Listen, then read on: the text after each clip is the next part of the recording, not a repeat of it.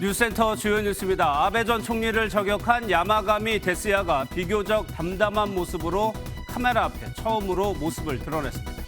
야마가미는 어머니가 빠진 종교에 아베 전 총리가 보낸 영상 메시지를 보고 범행을 결심했다고 진술한 것으로 전해졌습니다. 일본 참의원 선거가 오늘 치러진 가운데 아베 전 총리의 사망으로 동정표까지 몰려 보수 여당이 압승할 것이란 전망이 나오고 있습니다. 윤석열 대통령은 주한 일본 대사관에 마련될 분향소를 직접 찾아 조문하고 한덕수 국무총리 등으로 구성된 조문사절단도 일본에 파견하기로 했습니다. 과거 성희롱 발언으로 물의를 빚은 송홍열 공정거래위원장 후보자가 자진 사퇴했습니다. 송 후보자는 사퇴에 변해서 국민의 기대에 부응할 수 있을지 확신이 서지 않는다며 교직에 매진하겠다고 밝혔습니다. 이스탄불에서 출발해 오늘 오전 인천에 도착할 예정이었던 대한항공 여객기가 엔진 결함으로 아제르바이잔에 비상 착륙했습니다. 인명피해는 없었지만 200명이 넘는 승객들은 2시간 동안 공포에 떨어야 했습니다. 지난해 인천과 제주에 이어 이번에는 경남 창원에 있는 한 정수장과 가정집 수돗물 4곳에서 유충이 발생한 것으로 확인됐습니다. 창원시가 유충을 발견한 지 36시간이 지나 공개하면서 늑장 대응이라는 비판이 일고 있습니다. 코로나19 신규 확진자 수가 연일 2만 명대를 기록하며 재유행 우려가 현실화하고 있습니다. 내일부턴 재택치료자에 대한 치료비가 중단되고 생활지원금도 축소되는데 코로나 확산세를 감안하면 시기상조라는 지적도 나옵니다. 아베 전 총리가 총격을 당한 곳은 일본 참의원 선거 유세장이었습니다. 그 참의원 선거가 오늘 진행됐고요. 일본에서는 불행을 당한 쪽에 표를 던지는 경향이 있기 때문에 투표율도 높고 여당의 압승이 예상되고 있습니다. 김경기 기자 리포트 보시고 뉴스 추적해서 한일 관계 전망 등 못다한 소식 이어가겠습니다. 아베 전 일본 총리가 선거 유세에 나섰던 참의원 선거 투표가 오전 7시부터 일본 전역에서 진행됐습니다.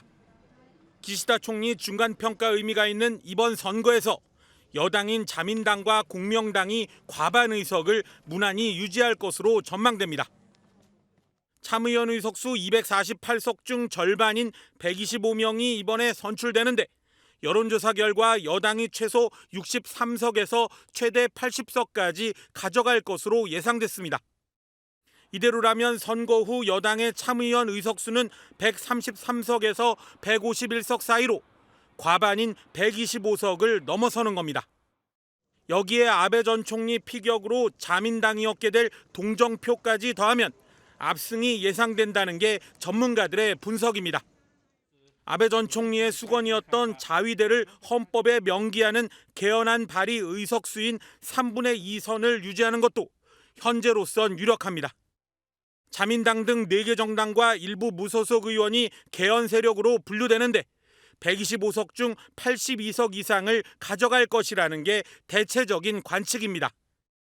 制をするためには国会の3分の2というものを抑えなければいけないんですけども、で今の状況でいくとどうもやっぱり3分の2は超えるのではないかなと。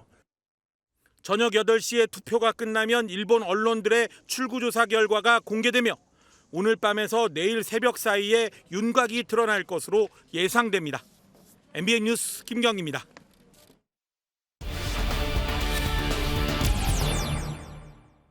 아베 전 총리 사망과 관련해 좀 더 이야기 나눠보겠습니다. 외교안보팀장인 조경진 기자 나와 있습니다. 어서 오세요. 네. 장례식 얘기부터 해보겠습니다. 모레 열린다고 하는데 가족장을 먼저 치르고 이후에 정부 주도의 장례식을 또 하는 것 같아요. 네, 맞습니다. 아베 전 총리 장례식은 내일 친척과 지인들이 유족을 위로하면서 밤을 새우는 스야를 먼저 하고 모레 가족장 형태로 치러지게 됩니다. 이어서 일본 정부와 자민당이 합동으로 주최하는 장례식이 진행되는데 기시다 총리가 장의위원장을 맡을 예정입니다.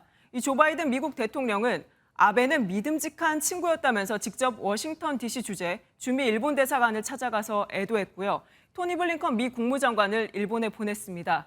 이 반면에 중국은 시진핑 주석이 외교부를 통해서 위로의 말을 전하는 최소한의 수준으로 마무리하면서 대조를 이뤘습니다. 예, 우리 정부 같은 경우에는 일본과 관계 개선하겠다고 얘기를 했단 말이에요. 그러다 보니까 조문에도 조금 신경을 쓰고 있는 것 같아요. 맞습니다. 윤석열 대통령이 직접 조문한다면서요. 네, 오늘 대통령실에서 밝혔는데요. 윤 대통령은 한덕수 국무총리와 정진석 국회부의장, 중진 의원 등으로 구성된 조문사절단을 일본에 파견할 예정입니다. 또 윤 대통령이 직접 주한 일본 대사관 측에서 마련한 분향소를 찾아가서 조문할 예정인데 이 장례식이 10일 모레 거행된다는 점을 감안하면 그 이유가 될 가능성이 큽니다. 우리 정부는 일본 참의원 선거가 끝나면 일본과 관계 개선에 적극 나서겠다 이런 방침을 밝혀왔는데요. 아베 총리 사망을 계기로 우리 정부의 행보가 빨라질 그런 전망입니다. 예, 관계 개선에 주목하는 부분이 오늘 참의원 선거 결과입니다. 네. 앞서 리포트에서 보긴 했지만 압승할 전망이 높은데 네. 그렇다면 한일 관계에 어떤 영향을 주게 되는 겁니까? 이 잠시 뒤 8시면 투표가 마감이 되고 개표가 시작이 되잖아요. 앞서 보도해드린 것처럼 아베 사망에 이 동정표까지 몰리면서 기시다 내각이 과반 이상 내지는 압승이 예상되고 있습니다. 이렇게 되면 기시다 내각에 힘이 실리면서 한일 관계 개선에도 호재로 작용할 전망입니다. 이 전문가의 설명 들어보시죠. 당내에서 우익 이념을 대표하는 대외적으로 특히 한국이나 중국에 대해서 비교적 강경한 입장을 대변하는 아베 총리와 그리고 아베의 최대 파벌, 상대적으로 지금 이제 구심점을 잃게 되면 기시다 총리 입장에서는 정책적으로는 일정한 자율성을 또 확보할 수 있다는. 그런데 강제징용 문제도 그렇고 혹시 기시다 내각이 평화헌법 개정에 속도를 낸다거나 하면 네. 우리 국민들 감정에 또 영향을 미칠 수 있거든요. 변수가 또 뭐가 있을까요? 외교가에서는 이 윤석열 정부의 지지율이 가장 큰 변수가 될 수 있다 이렇게 우려하고 있습니다. 윤 대통령의 지지율이 30%대까지 지금 내려왔는데 이렇게 되면 한일 관계를 잘 밀어붙일 수 있겠느냐, 그러한 동력이 있느냐 하는 그 부분입니다. 이 강제징용 관련해서는 일본의 전범기업 자산에 현금화 문제가 걸려 있는데 이런 다양한 논의를 우리 정부가 어떻게 정리할 것인가 이 부분에도 좀 관심입니다. 이 당장 7월 중에 한일 외교장관 양자 회담을 준비 중인 것으로 전해지고 있는데 대화의 물꼬를 튼다는 의미 외에 이 양쪽을 모두 설득시킬 수 있는 카드가 과연 확보돼 있느냐 하는 문제가 숙제로 남아 있습니다. 예, 총격 사건도 좀 살펴보도록 하겠습니다. 일본 언론들을 통해 가지고 총격범에 대한 뉴스들이 막 쏟아지고 있던데 네. 어떤 사람이라고 합니까? 지금 일본 언론이 살해 용의자라는 인물에 초점을 맞춘 기사를 쏟아내고 있습니다. 이 용의자의 중고등학교 동창생들의 증언에 따르면 이 용의자는 공부를 잘하는 얌전한 우등생이었고 말수가 적었고 농구부 주전으로 또 활약했고 말썽을 일으킨 경우는 거의 없었다고 합니다. 아베 전 총리 총격범이란 사실에 오히려 동창생들이 충격을 받았을 정도라고 하는데요. 이 수사 결과 지켜봐야겠지만 현재 수사당국이 이 용의자가 사제총으로 저지른 단독 범행에 무게를 두는 이유기도 합니다. 예, 오늘 또 논란이 된 영상 중에 하나가 아베 전 총리 죽음을 축하하고 조롱하는 영상이 있던데 중국 얘기죠? 맞습니다. 중국 현지의 일부 상점에서는요. 아베의 죽음을 축하한다. 사흘 동안 밀크티를 한 잔 사면 한 잔은 덤으로 준다. 이런 현수막을 내걸고 영업을 했습니다. 또 이 중국 SNS에 올라온 영상을 봤더니 아베 전 총리의 사진을 걸어놓고서 이 축하하는 이 클럽 공연을 하기도 했는데요. 한 국수주의 블로거의 글을 보면 중국의 적대적이었던 아베가 일본인에 의해 살해된 것을 보면서 우리가 행복을 느끼는 건 정상적인 중국 반응이라는 이 글도 화제가 되고 있습니다. 다만 중국 내부에서는 이러한 분위기가 국제적으로 중국의 이미지를 손상시킬 수가 있고 이 중국의 외교적인 어떤 노력을 복잡하게 할 수 있다 이런 우려의 목소리도 공존하고 있습니다. 예, 방송사에서 급하게 속보를 내다 보면 실수를 할 수도 있지만 이런 건 안 했으면 하는데 아베 전 총리 사망 소식을 전하면서 태극기 영상을 띄운 방송사가 있었어요. 네, 미국 MBC 방송에서 아베 전 총리 뉴스를 전하면서 태극기가 나부끼는 영상, 서울의 광화문 영상을 자료화면으로 사용했습니다. 국기하고 랜드마크를 헷갈리는 실수를 한 건데 현재는 관련 영상을 모두 수정한 상태입니다. 네, 어처구니 없는 실수죠. 여기까지 듣겠습니다. 고맙습니다. 네, 아베 전 총리 사퇴 충격이 가시지 않고 있는데 한 온라인 커뮤니티에 윤석열 대통령에 대한 테러를 암시하는 듯한 글이 올라왔습니다. 용산 지명과 아베 전 총리 피격 사건이 연상되는 산탄총이 언급되는데요. 수사가 시작되자마자 작성자는 경찰에 자수했습니다. 이혁재 기자의 단독 보도입니다. 어제 새벽 2시쯤 온라인 커뮤니티에 윤석열 대통령을 테러할 것으로 의심되는 글이 올라왔다는 신고가 경찰에 접수됐습니다. 해당 글에는 서울을 관광하러 갈 것이라며 대통령실이 있는 용산을 연상시키는 단어가 언급됐고 아직 6발 남았다라는 내용도 포함됐습니다. 또 고 아베 전 일본 총리 피격 사망 사건에 사용된 산탄총이 언급되기도 했습니다. 이를 본 한 네티즌은 윤 대통령 테러 암시글이라며 경찰에 신고했고, 경찰청은 만일의 상황을 대비해 대통령실 관할서인 서울 용산경찰서에 공조를 요청했습니다. 수사에 착수한 경찰은 글 작성자 신원을 파악하기 위해 압수수색 영장을 신청했지만 검찰에서 기각됐습니다. 검찰은 게시글에 작성된 내용만으로는 특정 대상을 지칭했다고 보기 어렵고 범죄 혐의점도 없다고 판단했습니다. 특정인을 지칭하지 않았기 때문에 죄가 되지 않는다고 판단하셨습니까? 작성자는 오늘 MBN 보도 이후 인천 미추홀 경찰서에 자수했고 현재 경찰 조사가 진행 중입니다. 한편 지난 6월에 윤석열 대통령 자택을 테러하겠다는 온라인 글을 작성한 10대가 경남 거제에서 경찰에 붙잡히기도 했습니다. MBN 뉴스 이혁재입니다. 성희롱 발언으로 논란이 된 송홍열 공정거래위원장 후보자가 지명 6일 만에 자진 사퇴했습니다. 윤석열 대통령은 내일 김주현 금융위원장 후보자를 인사청문회 없이 임명하기로 했습니다. 원중희 기자입니다.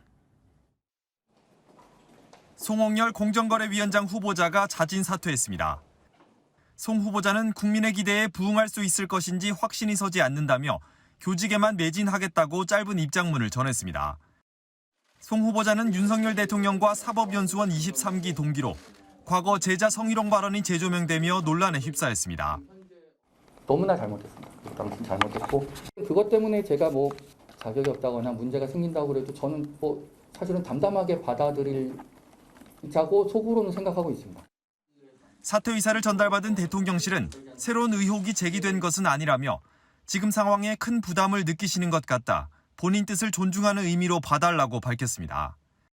또다시 인사검증 실패라는 비판이 나오는 가운데 새 정부 들어 취임 전 낙마한 장관급 후보자는 김인철, 정호영, 김승희 후보자에 이어 4명으로 늘었습니다. 윤석열 대통령이 또 한 번의 인사 실패를 추가했습니다. 더 실기하기 전에 독선을 내려놓고 국민 목소리를 경청해 잘못된 인사를 바로잡길 바랍니다. 한편 윤 대통령은 내일 인사청문 경과보고서 재송부 기한이 지난 김주현 금융위원장 후보자에 대한 임명을 제거할 예정입니다. 대통령실은 지금과 같은 경제 상황에서 더 이상 자리를 비울 수 없다며 임명 강행 배경을 밝혔습니다. MBN 뉴스 원중입니다. 국회 원구성을 둔 여야의 신경전 휴일에도 계속됐습니다. 민주당은 원구성 지연은 이준석 대표 징계권 때문이다. 국민의힘은 야당의 사개특위 고집 때문이란 입장입니다. 이런 가운데 내일 국민의힘 최고위에 이 대표가 참석할지 관심을 모으고 있습니다. 주진희 기자입니다. 더불어민주당은 이준석 국민의힘 대표 징계로 국회 원구성이 지연되고 있다며 국민의힘에게 책임을 돌리며 공세를 높이고 있습니다. 그러자 국민의힘은 즉각 공허한 남 탓을 하지 말라며 조건 없는 협상으로 맞받았습니다. 여야 원내 수석이 다시 만나서 협상을 이어갔지만 또다시 사개특위를 두고 충돌했습니다. 협상이 제대로 이루어지지 않았다라는 점을 말씀드립니다. 의원 구성도 7대 5대 1이었죠. 합의서에 언급이 되어 있습니다. 그것을 이제 와서 또 없고 국민의힘이 유리하게 예, 저희들은 사개특위 문제만 해결된다라면 원구성에서 상임위원장을 어떻게 배분할 것인가에 대해서는 충분히 저희들 서로 협의를 할 수 있고. 취임 한 달을 맞은 우상호 더불어민주당 비상대책위원장은 민생 문제를 두고 대통령과의 만남을 제안했지만 대통령과 여당이 먼저 제안하고 거기에 야당이 응하는 것이 국가의 모양에 있어서 좋은 것이다. 대통령과 여당이 그런 대화를 제안하면 반드시 참석하겠습니다. 대통령실은 그동안 야당과 만나고 싶다는 이야기는 여러 번 했다면서도 국회 상황을 감안하지 않을 수 없다며 즉답을 피했습니다. 국민의힘은 내일 최고위원 회의와 의원총회를 열어 이준석 대표 징계에 대한 입장을 최종 확정할 예정인데 이준석 대표의 대응에 관심이 쏠리고 있습니다. MBN 뉴스 주진입니다.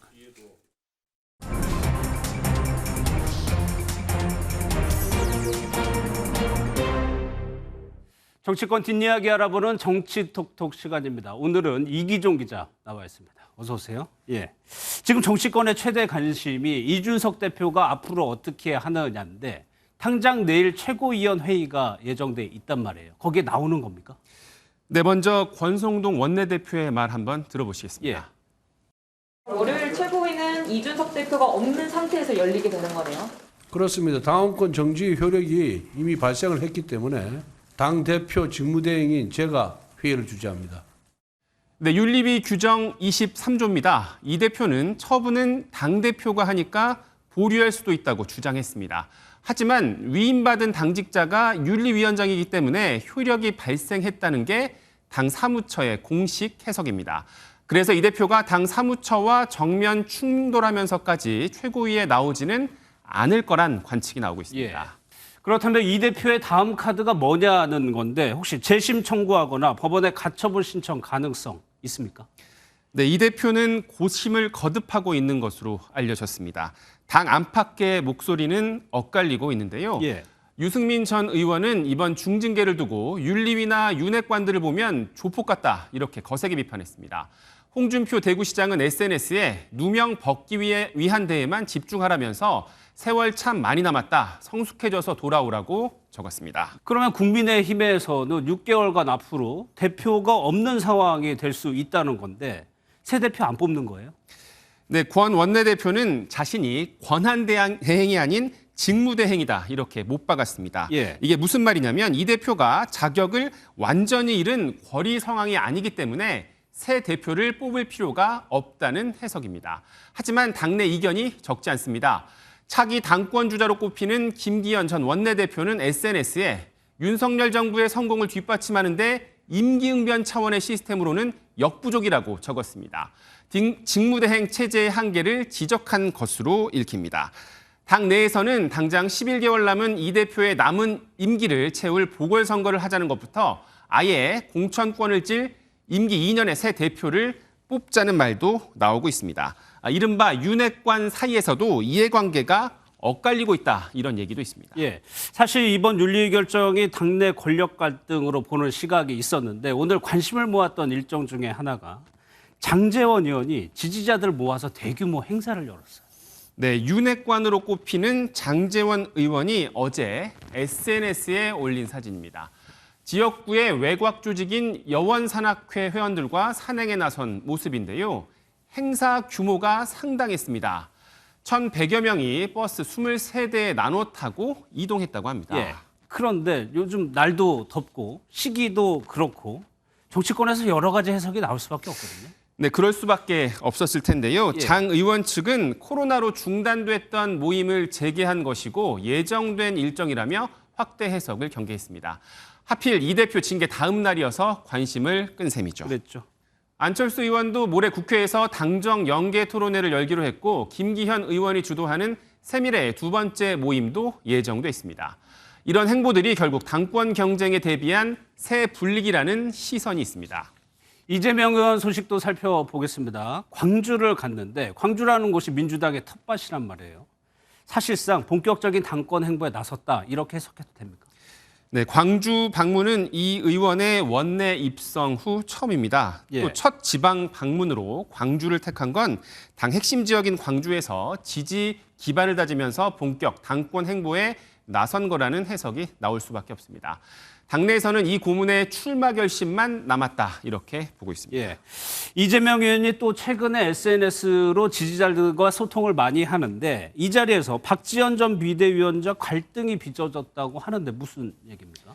네, 지지자들에게 당원 가입을 권유하는 걸 이른바 박갈이라는 표현을 사용합니다. 예. 네, 그럼 당내의 영향력도 덩달아 커지겠죠. 이 의원은 당원 가입 권유 인증샷에 참 잘했다, 더 해달라 이런 표현을 적으면서 독려했습니다. 박지원 전 비대위원장은 이 같은 행보를 비판했는데요. 이 고문 지지자들이 집을 찾아오는 등 자신을 괴롭히고 있는데 이를 두둔하는 듯한 소통이었다는 겁니다. 하지만 이 의원 측은 당원 가입 호소는 네거티브 방식보다 더 합리적이고 효율적이라고 맞받았습니다. 네, 여기까지 듣겠습니다. 이기종 기자였습니다. 네, 다음 소식입니다. 튀르키예 이스탄불에서 인천으로 향하던 대한항공 여객기가 이륙 2시간 만에 엔진 결함으로 아제르바이잔에 비상 착륙했습니다. 엔진에서 불꽃이 튀고 연기가 났다고 하는데요. 200명 넘는 탑승객들 모두 다행히도 무사하다는 소식입니다. 유승우 기자입니다. 아제르바이잔 하이다르 알리예프 국제공항에 소방차 여러 대가 비상대기하고 있습니다. 착륙한 대한항공 여객기가 멈추자 승객들을 태우기 위한 버스와 구급차가 급히 기체로 향합니다. 우리 시각으로 오늘 새벽 4시쯤 튀르키예 이스탄불에서 출발해 인천으로 향하던 대한항공 여객기가 아제르바이잔에 비상 착륙했습니다. 기체 오른쪽 엔진에서 이륙 후 2시간 뒤 원인을 알 수 없는 진동과 함께 연기가 났습니다. 기체가 안전한지 확인한 기장은 곧바로 비상 착륙 채비에 나섰습니다. 현재 항공기의 상태는 안전한 상태에 이르렀으며 더 이상의 위험한 사항이 진행되지 않을 것으로 예상되고 착륙까지 2시간 가까이 불안에 떨었던 승객 200여 명은 공항에 도착하자 안도했습니다. 무사히 착륙을 했다는 거에 감사드립니다. 안전하게 잘 내렸고요. 우리 기장님의 탁월한 기지로 무사히 잘 내렸습니다. 기체를 선회하는 과정에서 일부 승객이 어지럼증을 호소했지만 다행히 인명피해는 없었습니다. 대한항공은 소속 정비사들을 현장에 보내 정확한 엔진 결함 원인을 조사할 예정입니다. 승객들에게 쉴 수 있는 호텔을 제공했고 승객을 모시고 올 대체 항공편을 바쿠공항으로 보냈습니다. 오늘 오후 2시쯤 아제르바이잔으로 떠난 임시 항공편은 승객을 싣고 내일 아침 9시쯤 인천에 도착합니다. MBN 뉴스 유승호입니다. 가게 앞에 주차된 차량을 두고서 가게 직원이 운전자에게 차를 빼달라 하는데 시비가 붙었습니다. 운전자는 차량으로 직원을 그대로 들이받았고요. 이 과정을 두고서 경찰은 운전자가 고의성이 있었는지 여부를 조사하고 있습니다. 윤기란 기자입니다. 하얀색 승합차 앞에서 몇몇 사람들이 말다툼을 벌이고 있습니다. 근처 식당에서 식사하러 주차를 한 운전자에게 자신의 가게 앞에 차를 대지 말라며 가게 관계자와 실랑이를 벌이는 모습입니다. 여기가 내 땅이냐며 옥신각신하다가 차량에 탑승하는 운전자. 차를 뒤로 빼는가 싶더니 다시 전진해 가게 관계자를 들이받아 버립니다. 피해자가 다리를 부여잡고 쓰러진 가운데 승합차 운전자가 차에서 내리지 않고 이번에는 아예 가로로 주차해 가게 앞을 막아버립니다. 그제야 차에서 내려 쓰러진 피해자에게 다가간 운전자는 사과 대신 세게 부딪히지도 않았으니 누워있지 말고 일어나라고 말한 것으로 알려졌습니다. 피해자는 이 사고로 무릎 십자인대가 찢어진 것으로 파악됐습니다. 저도 옆 가게니까 막 옆에 떠들고 그러니까 제가 알기로는 병은 입은 애가 있지 않나요? 운전한 사람하고. 경찰은 사고를 낸 운전자를 상대로 고의로 인한 특수상해죄를 적용할 수 있는지 조사하고 있습니다. MBN 뉴스 윤기란입니다. 지난해 인천과 제주에서 벌어졌던 수돗물 유충 사태가 이번에는 경남 창원에서 발생했습니다. 정수장과 가정집 4곳에서 유충이 발견되는데 시의 대처도 문제가 되고 있습니다. 창원시가 유충 발견 사실을 36시간 뒤에 공개한 겁니다. 강진우 기자입니다. 경남 창원 진해구에 있는 석동 정수장. 진해구 6만 5천 가구에 수돗물을 공급하는 곳인데 연일 세척 작업이 벌어지고 있습니다. 정수장에서 유충 2마리가 발견된 후 일반 가정집 4곳에서도 연달아 유충이 나왔기 때문입니다. 창원시는 이 수돗물을 사용하는 안천공원 물놀이장을 잠정 폐쇄하고 학교와 공공기관 등에 끓인 물을 사용할 것을 권고했습니다. 창원시는 이곳 석동 정수장에서 유충이 발견된 지 36시간 만에 일반에 공개해 늑장 대처라는 지적을 사고 있습니다. 유충이 발견된 건 지난 7일 오전 10시쯤, 공개는 8일 자정 가까운 시점이었습니다. 창원시는 유충의 정확한 정체를 확인하다 보니 공개가 늦어졌다고 해명했습니다. 석동에서 생긴 일에 처음 발견되다 보니까 저희도 몹시 당황했습니다. 우선 현장이 이제 급한 마음에 이제 그거를 좀 놓친 감이 있습니다. 일반 가정뿐만 아니라 상인도 불만을 터뜨립니다. 우리 손주들이 먹을 수도 있고 내 새끼들도 먹을 수 있고 저물을 먹고 싶지. 좀 찝찝한 좀 그런 거. 창원시는 특별조사위원회를 꾸려 원인 파악과 대책 마련에 들어갔으며 당분간 수돗물을 끓여 먹어달라고 당부했습니다. MBN 뉴스 강진우입니다. 코로나가 다시 확산하면서 한동훈 법무부 장관과 윤희근 경찰청장 내정자 모두 확진 판정을 받았습니다. 이틀 연속 확진자는 2만 명을 넘겼고 확진자가 2배 늘어나는 더블링 현상도 이어졌습니다. 문제는 전파력도 빠르고 면역도 피하는 새로운 변이가 우세종이 되고 있다는 점입니다. 조동욱 기자가 보도합니다. 오늘 발표된 코로나19 확진자는 2만 410명으로 어제에 이어 이틀 연속 2만 명대를 넘었습니다. 일주일 전과 비교할 때 확진자가 2배 늘어나는 더블링 현상도 계속되고 있습니다. 본격적인 재확산 국면에 접어든 겁니다. 코로나가 다시 확산 국면으로 접어들었다는 것을 의미하고 있습니다. 여러 원인들이 복합적으로 작용하면서 재유행의 조짐이 나타나고 특히 이번 유행은 기존의 오미크론 변이보다 전파력이 빠르고 면역 회피 성질이 강한 BA4와 BA5 변이가 확산하고 있어 우려가 큽니다. 2주 전 BA5 변이의 검출률은 10.4%에 불과했지만 지난주엔 28.2%로 급증하면서 우세종이 될 수 있다는 분석도 나옵니다. BA5가 우세종 되는 게 99% 이상이죠. 전염력이 빠르고 면역 회피 능력이 높기 때문에 안심해서는 안 된다. 그런 경각심을 가져야 된다. 내일부터는 소득 하위 50%에만 생활지원금을 지급하는데 확산세가 크지 않았던 지난달 24일 결정돼 시작 시기가 재유행과 겹치면서 정부의 고심도 깊어지고 있습니다. MBN 뉴스 조동욱입니다. 그런데 인도에서는 지금 변이보다 면역 회피력이 더 강하고 백신도 잘 안 듣는 새로운 변이가 또 출현했습니다. 코로나가 확산 중인 마카오는 결국 돈줄인 카지노 문을 닫았습니다. 정주영 기자입니다. 스텔스 오미크론으로 불리는 BA2의 세부 변이인 BA2.75가 인도에서 처음으로 확인됐습니다. 벌써 미국과 캐나다 등 10개 나라에서 확진 사례가 나왔습니다. In countries like India, a new sublineage of BA2.75 has also been detected, which we're following. 전문가들은 경고를 보냅니다. 미국 스크립스 연구소의 에릭 토폴 소장은 BA2.75는 BA5를 넘는 8개의 돌연 변이가 있다며 지금 보는 것보다 면역 회피력이 더 강할 수 있다고 경고했습니다. 바이러스 학자인 톰 피콕 박사도 BA2.75를 주의 깊게 관찰해야 한다며 급속한 성장과 광범위한 확산을 우려했습니다. 마카오는 비상이 걸렸습니다.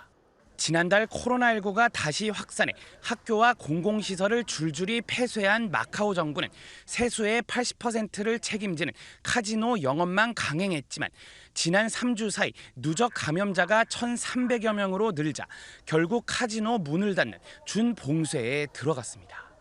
目標係進一步壓制疫情，降低每日新增嘅病例數，力爭盡早達到社會面清零嘅目標。 서서히 끝나가는가 했던 코로나19의 위세가 전 세계 각지에서 다시 고개를 들고 있습니다. MBN 뉴스 정주영입니다. 13명 중 7명은 피고인으로 법정에 섰고 이 중 6명은 유죄를 받았습니다. 1999년 이후 국정원장의 이야기입니다. 국무총리, 대통령 비서실장과 함께 빅3 권력으로 불리지만 정권만 바뀌면 숙청 대상 1호가 되는 불운한 자리, 국정원장입니다. 원세훈 전 원장은 국정원 댓글 공작 관여 혐의 등으로 2번이나 처벌을 받았고 남재준, 이병기, 이병호, 박근혜 정부 시절 국정원장 3명은 모두 실형을 받았습니다. 지금은 문재인 정부 시절 박지원, 서훈 전 원장이 직권남용 혐의 등으로 고발돼 있습니다. 이들의 운명은 어떻게 될까요? 오재희 기자가 과거 비슷한 재판을 통해 전망해봤습니다.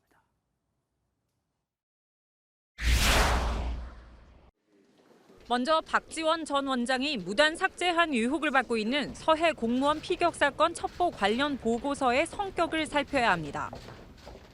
보고서가 공공기록물이라면 2007년 남북 정상회담 당시 NLL 포기 발언이 담긴 회의록 삭제 사건과 비슷한 법리 적용이 가능합니다.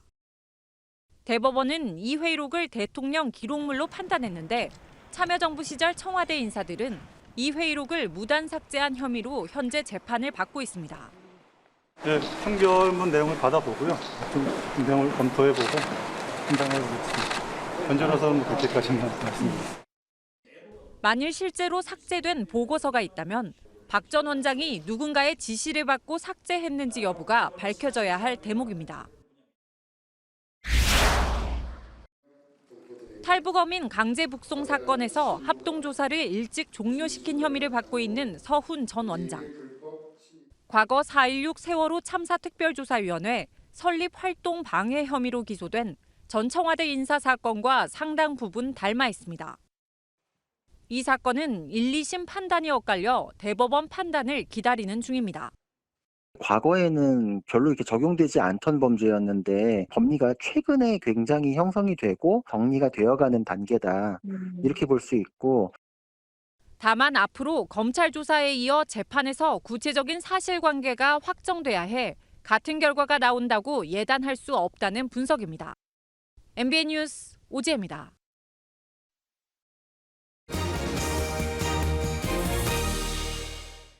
지금 하와이에서 전 세계 26개 나라가 모여 해상연합훈련 림팩을 진행하고 있는데요. 여기에서 K방산의 높아진 위상을 실감할 수 있었습니다. 국산 유도 로켓 비궁이 주목을 받았고요. 필리핀은 국내 업체가 만든 최첨단 전투함을 훈련에 파견했습니다. 그 모습을 김지영 기자가 전해드립니다. 우리 해군의 대형 수송함 마라도암 앞에 긴 줄이 늘어섰습니다. 림팩 훈련에 참가한 해군은 물론 진주만 기지를 찾은 일반 시민과 취재진들이 마라도암 내부를 둘러보기 위해서입니다. I think this ship is huge and beautiful, and I'm impressed you have the elevator for the helicopter dock. Because the same like LHD in Taiwan, we don't have the elevator, so the tactical using is very impressed. 특히 마라도암에 탑재된 국산 유도 로켓 비궁에 각국 해군의 관심이 집중됐습니다. 미사일에 내장된 탐색기와 유도 조종 장치를 통해 해상 목표물을 동시 타격할 수 있어 해병대에서 노후 해안포를 대체해 운용하고 있습니다. 현지 교민들은 우리 해군의 위상에 자랑스러움을 감추지 않았습니다. 가족들이 와서 처음으로 보게 됐는데 이렇게 규모가 크고 미국 배들 사이에 이렇게 있을 수 있는 줄 몰랐어요. 그래서 뜻깊네요. 필리핀은 이번 훈련에 함대공 미사일과 헬기 등이 탑재된 안토니오 루나함을 파견했는데 지난해 2월 현대중공업이 인도한 함정으로 알려졌습니다. We are happy with the capabilities that it provides, and this RIMPAC will be an avenue for us to test all these capabilities with other nations and other participating navies in the RIMPAC. 정부는 국내 방산업체들이 림팩 참가국을 대상으로 해외 시장을 개척할 수 있도록 적극 지원할 계획입니다. 하와이 림팩 훈련 현장에서 MBN 뉴스 김지영입니다. 손흥민의 소속팀 토트넘이 최정예 멤버로 우리나라에 왔습니다. 이번 주 팀 K리그와의 평가전을 치르게 되죠. K리그와 맞붙을 손흥민의 모습, 또 환상의 듀오 손흥민과 케인의 호흡까지 큰 기대를 모으고 있습니다. 김태일 기자입니다. 콘테 감독부터 손흥민의 영혼의 단짝 케인까지 토트넘 최정예 멤버들이 인천공항에 모습을 나타냈습니다. 입국장엔 수많은 팬들로 발 디딜 틈이 없었습니다. 브라질 등과의 A매치를 치른 뒤 국내에서 휴가를 보낸 손흥민도 공항을 찾아 동료들을 맞이했습니다.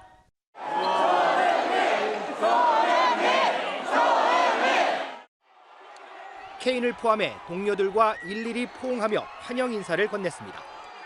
토트넘은 이번 방한 기간 K리그 올스타, 스페인 프리메라 리가의 세비야와 두 차례 평가전을 치릅니다. 이렇게 한국에서 같이 보여줄 수 있고 또 제가 또 대표팀에서가 아닌 또 토트넘의 손흥민으로 좀 보여줄 수 있다는 것 자체가 저한테는 되게 특별한 기회인 것 같고 동료들에게 한국을 소개하는 중책도 맡았습니다. 메뉴도 뭐 정해준 것도 아니고 그냥 맛있는데 데리고 가라 그냥 약간 이 정도만 그 부분이 저한테는 가장 큰 걱정거리고 좀 부담인 것 같아요. 유럽 무대에서 맹위를 떨친 손흥민과 케인, 손케 듀오가 국내 팬들 앞에선 어떤 활약을 펼칠지 벌써부터 관심이 뜨거워지고 있습니다. MBN 뉴스 김태일입니다. 휴일인 오늘도 무척 더우셨죠. 한낮 날씨는 그야말로 불볕 더위였습니다. 강한 여름볕 아래 잠시만 바깥에 서 있어도 현기증이 날 정도였는데요. 서울은 오늘 한낮에 35.1도, 합천은 35도, 제주는 30.7도까지 오르면서 서울을 포함한 일부 지역은 올 들어 가장 높은 기온을 보였고요. 대부분 지역에서 체감 온도는 35도를 웃돌았습니다. 한편 오늘 늦은 밤부터 내일 사이 전국에 장맛비가 예보되어 있어서 제주를 제외하고 전국에 내려진 폭염특보는 모두 해제됐는데요.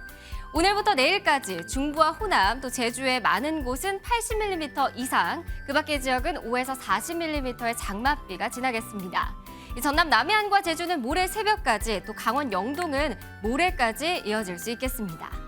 특히 오늘 늦은 밤부터 내일 오전까지 돌풍과 벼락을 동반해서 시간당 30mm 안팎으로 강하게 장맛비가 내릴 수 있어서 대비가 필요하겠고요. 내일 서쪽 지역을 중심으로 한낮 자외선이 강하겠고 호남과 제주는 밤사이 열대야도 지속되겠습니다. 강릉은 한낮에 28도로 예년 이맘때와 비슷하겠습니다.